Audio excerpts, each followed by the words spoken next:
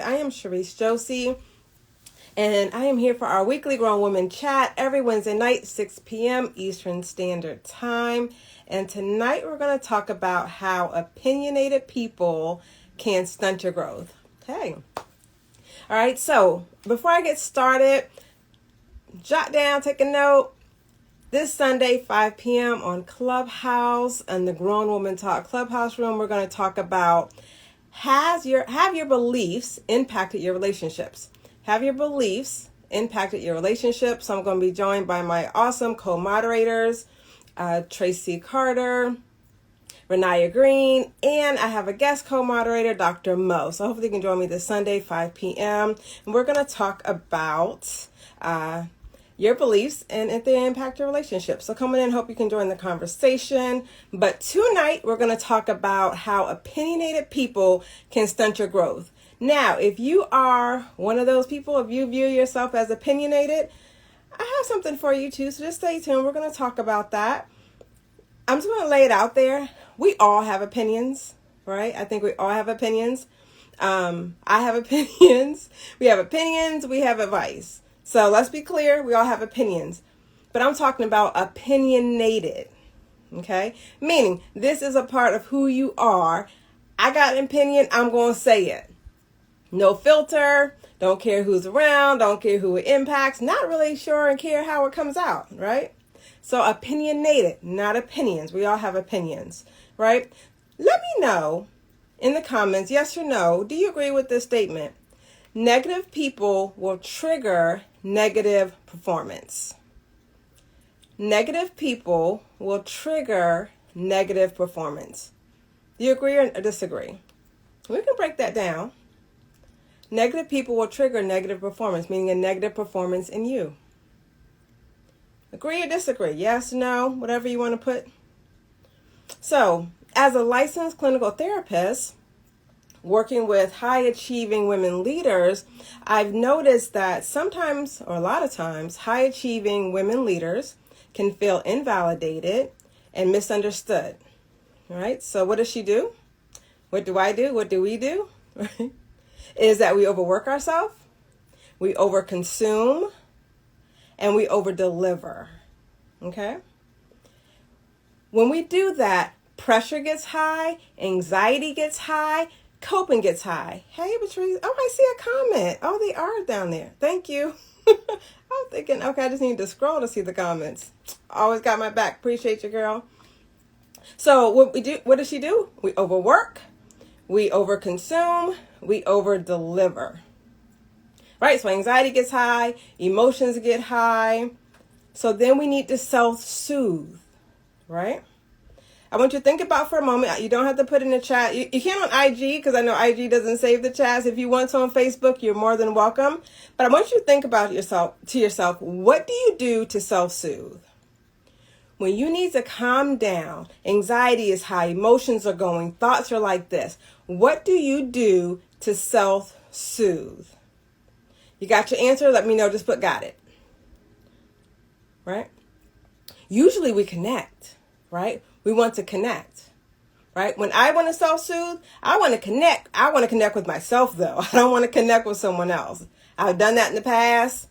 Now I want to understand me. But I still want this type of connection. I want to understand what that connection is. So I want to soothe all those thoughts. I want to soothe all those emotions, right? So we need connections. We crave it, right? We want it. So what do you look for when you want to connect? Answer that in your mind for me. When I want to connect with somebody, what do I look for? Even if you're connecting with yourself, if I say I want to go and self-soothe, I need time to myself, I need to understand what it is I'm connecting with. If I want to reach out to someone, I need to know what it is I'm reaching out for. So think about that. If you're not sure, this is something for an area for you to pay attention to, right? So in the moment, when we're at a high functioning state of anxiety, pressure, overwhelm, we want the feeling to be better as quick as possible, right? Like for me, I'm thinking, don't talk to me. Don't ask me any questions. Just let me breathe for a second. Let me just bring things down for a moment. Then I can re-engage. one point in my life, I would reach out to people. Either way, that connection is because I want to feel better. And what happens is that we reach out to what's familiar.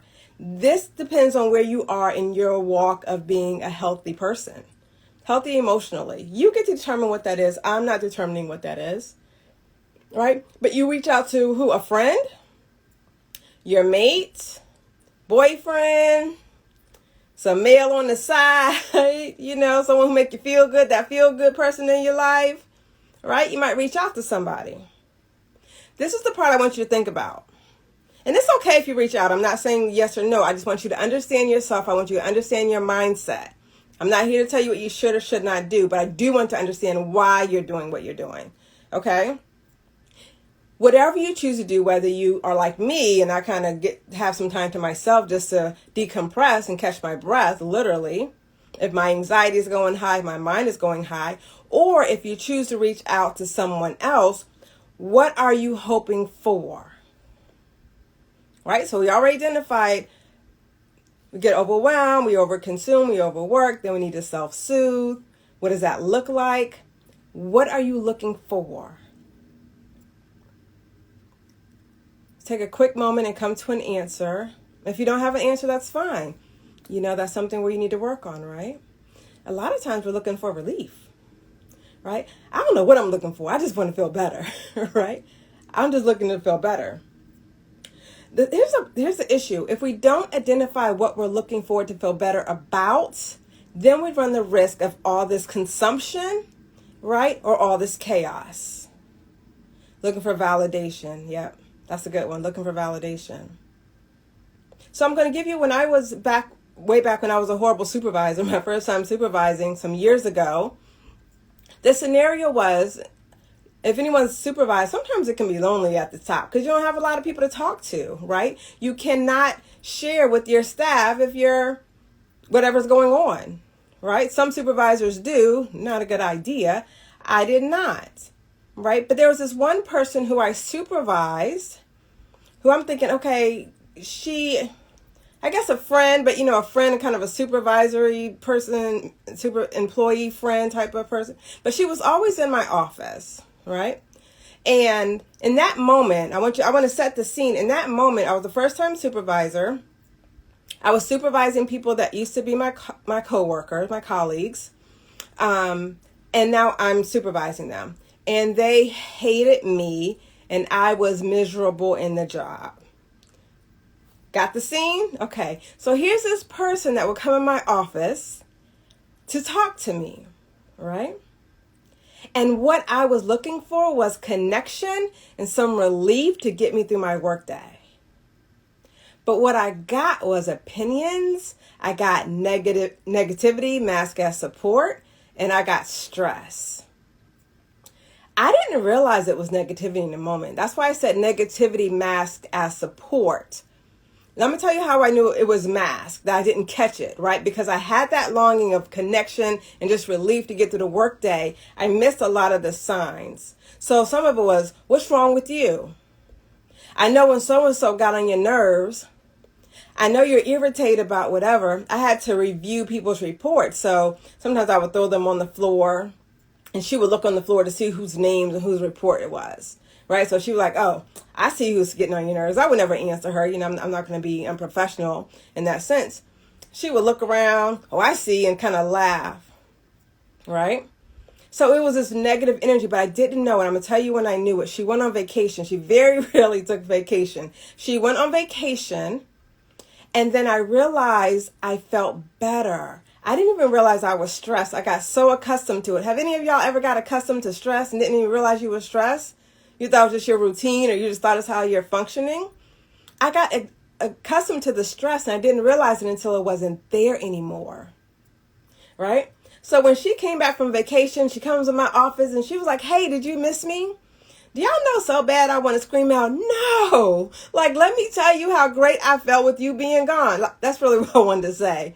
I didn't say it, right? But that's really what I wanted to say. What I learned is that I felt peace.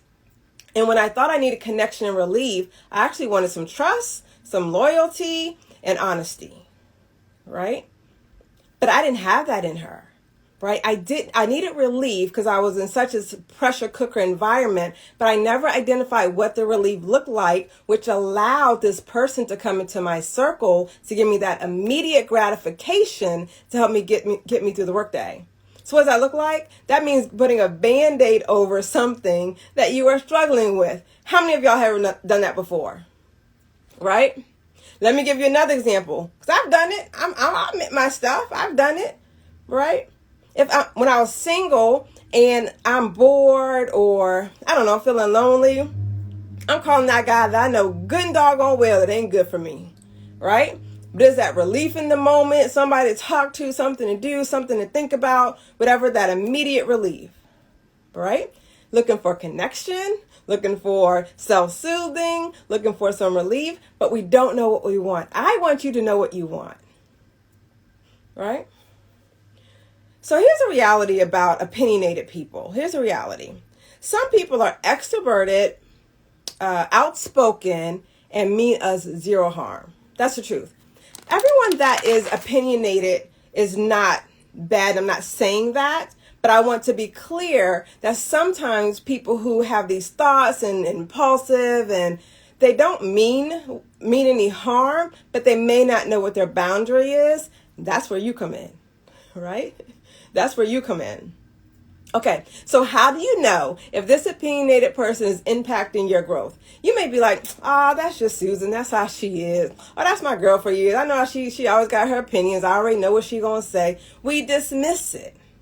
But you have to know, and if I'm talking to my high achieving women who say, I got goals, I have things that I want to accomplish, whether that's relationships, whether that's parenting, whether that's just being a better person, whatever you define that is, even if that's sleeping better, eating better, exercise. If I want to be a better person, I need to recognize who is in my space, who is in my spirit, who is in my emotional well-being, who's taking up that space, right? So I want you to understand if this person is stunting your growth. So first, I want you to understand, what is your growth potential? What's your growth potential? You're a woman who has a lot of drive. You have a lot of ambition. Is that right? Right? But you also have a family and a social life. Let's be clear about the growth that you want to make sure you're elevated to, because you need to know where you're at. Drive, ambition with a family/social life, right? You're someone who either has or looking for or has a partner, spouse, significant other, friends, whoever, who needs to be confident dealing with a highly intelligent and intense woman. What I mean by intense, meaning that she's going to go, right? She don't want you to hold her back. I need you to be confident in who you are. So when you think about someone impacting my growth, are you impacting my drive? Are you impacting my ambition? Are you impacting my intelligence? Because maybe this conversation isn't stimulating to me. Are you impacting the intensity of who I am? Meaning, you know when to turn it on, you know when to turn it off, right? That person I was just describing, she highlighted the intensity of me, but she didn't do anything about the soothing part of me. I thought she did because it was a connection part, but she really didn't, right? You also have to own your self-doubt and own your perfectionism. We got it. Most high-achieving women have some level of self-doubt and some form of perfectionism. You define how that is, right? When we talk about that growth, how is this person impacting that part of me? So if you need someone's advice, if you need someone's opinion, right, I want you to be very specific in your ask of the person. What is it that you want them to relieve you of? Before, I was in a pressure cooker. Somebody was coming to talk to me. That was it. Can I tell you that was the same mindset that got me married and divorced? Right? I'm feeling all of these feelings. He said yes. I got married. Bam. There was no clarity in my ask of what I wanted. It should not be, I want you to make me feel better. Friend, whoever person who has this opinion, I know they're going to tell me the truth. Sometimes that's our justification, right? They're going, I know she going to tell me the truth. I know he going to tell me the truth. Tell you the truth about what? Right? What is the relief that you are looking for? What is the answer that you're looking for? What is your clear ask? Okay? So I talk about Clubhouse. I was on there some years ago, got off for a little bit, got back on there back in October. And I'm learning when you go into these different Clubhouse rooms, right? So you can go into different rooms, different topics, different discussions. You have to learn the tone of the room, right? I am not a fan of you into those rooms. As soon as you go in, someone's like, hey, come up and talk. I'm like, wait a minute. I don't even know what y'all talking about. I don't know the tone of the room. I don't know the question. And I don't want to look crazy. I want to make sure that my ask or my input is valuable. Let me see what the discussion is like first, unless it's some room I'm familiar with, right? Be clear in your ask, not just about how you feel. Okay, so if I go back to the same example of the person that I work with, there was nothing that I could ask her about, or ask her for help about, because she had a negative personality disposition. It's just the truth. It really is, and she admits to it, right? So is that somebody can actually give me relief? No. Was she a good ask? No, she wasn't. She wasn't a good ask, right? For those reasons. Does that make sense? All right. So how do you make sure that you are growing in that right direction? When you seek out people or someone seeks you out, what is the person's response if you're not available to them? What is the person's response if you repel the conversation? So with this person who I realized had this negative disposition, was always trying to find some gossip to talk about, I started to respond to her in the most pleasant, oh, it's probably fine, or she's probably going through a lot, something positive. She did not like that. Conversations started to less and less and less until they stopped. Didn't really want to talk to me. And then I was getting married. Yeah, we really was ghosts by then. Hey, you want to go to my bridal shower? Yeah, I'll come. She didn't make it. Why? Because it was a happy occasion. Right? What is the person's response when you say no? What is the person's response when you no longer feeding into whatever they want to give you? Right? This is how you know you're going in the right direction. How do you feel? How do you feel? This is what I want you to do. This is what I want you to try and see how you feel. When you feel like you're in that pressure cooker situation, when you feel like you have something going on, that you have that overwhelmed feeling, that anxiety feeling, you say, I just need some type of relief. I want you to do something than what you do now. I want you to do something different than what you do now. And then I want you to see how you feel about it. Okay? I want you to test yourself. I don't want you to test anyone else. That I don't want you to do. I want you to test yourself. Right?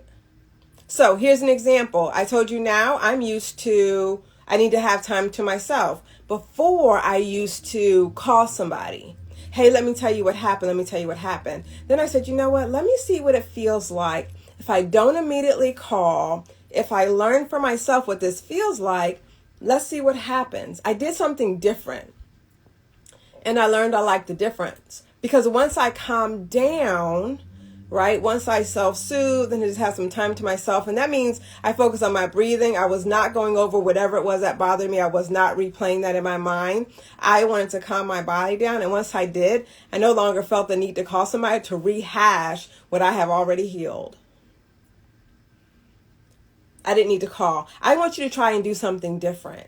Okay? If you isolate and say, let me give myself, let me see if there's someone that I can go to and have a clear ask of this person. I said a clear ask, right? So the conversation shouldn't be, let me tell you what happened. I don't care if we're talking about your spouse, right? Or a friend. It's not, let me tell you what happened. You're just spewing all this stuff and just see where it's going to land. No, right? Because if you're a high achieving, accomplished woman, that means you have goals and systems in other places. I want you also to have it in your own mental health. I want you also to have it in your own functioning. All right. So last thing I'm going to talk about before I close out is, what if you are the opinionated person?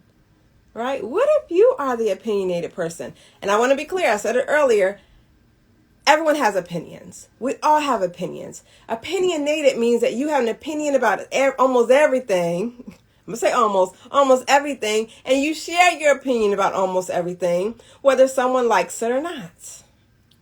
That's an opinionated person. So the good thing about an opinionated person, they're usually self-confident, they're assertive, and they have a strong personality, right? The challenging part is that they can have a domineering personality, and they may feel they have to control the environment, especially people. That's what you're looking for, right? Are you trying to control me, how I feel, how I think, what I want? Sometimes that control can look confrontational. This high energy, this, what are you going to do? Would that make any sense? If I was you, that type of vibe, right? If you are the opinionated person, and maybe you say, you know what, I need to be more mindful of that. I need to be more mindful of how I engage with other people. A couple things I want you to do. I want you to notice, what is your fear of you not being controlled, or you not being in control of other people? What is your fear of you not being in control of other people? What's your fear? If you don't share that opinion, what's your fear that will happen? What's the concern? What goes through your mind? You may have this desire to be in control of your own life, and because that might be fearful of you, you want to take control of someone else's life. But that's to protect yourself. What if you had control of your own life? What if you understood what that meant? Right? What if you took that into consideration and said, let me see what this means if I actually paid attention to me and took control of my own, right? So your goal is, this is for the people that are opinionated, and you take your own inventory about that. Your goal is that you want to be important. You want to control your environment, and you want to stay in control, right? That's your goal. Can I tell you there's nothing wrong with that goal? But I want you to use your powers for good. I want you to use your powers for good. So this is how I want you to do to have that sense of control. I want you to understand what that's about so that you can recognize it, so you're not impacting relationships and you're also not impacting someone else's life. Okay? So be in control. Ask them a question. Say, hey, you know what? I know I like to control things. You like to control things. We can't control both of this. Who do you want to take charge? You're initiating that, right? Hopefully you get some sense of validation from that. Maybe you initiate something else, but you let the other person make the decision, right? Now, this is what you have to be cautious of, is that you're only saying things and giving options of things that are okay with you. Because you want to say, yeah, you make the decision, they make the decision. You're like, no, I don't like that. I don't like that. I don't want to do that.